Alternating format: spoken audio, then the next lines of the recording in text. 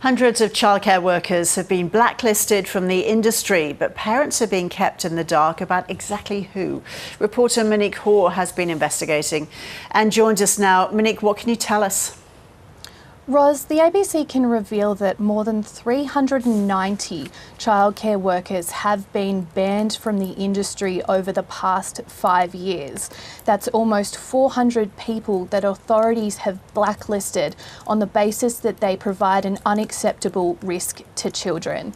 In the course of researching this story, we spoke to every state and territory and asked them for data on how often they were using powers to prohibit workers that were deemed too risky to children. What that data shows is that the number of prohibition orders being issued has been steadily rising to more than 100 over the last financial year, and that New South Wales, which has the largest childcare industry, issued the most orders.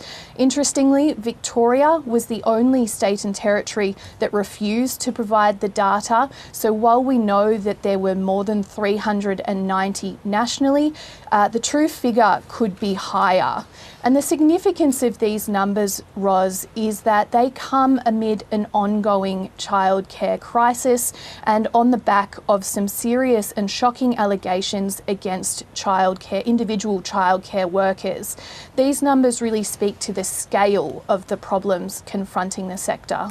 So we know that workers are being blacklisted, Monique, but there's a lot more that the community isn't being told. That's right. Under the current national law, the authorities that prohibit these workers aren't able to name them publicly or identify them. That can mean that a parent whose child was cared for somebody who later went on to be prohibited doesn't know. Another thing we don't know is why people are prohibited, so the reasons or issues that may have arisen that cause that person to be deemed an unacceptable risk.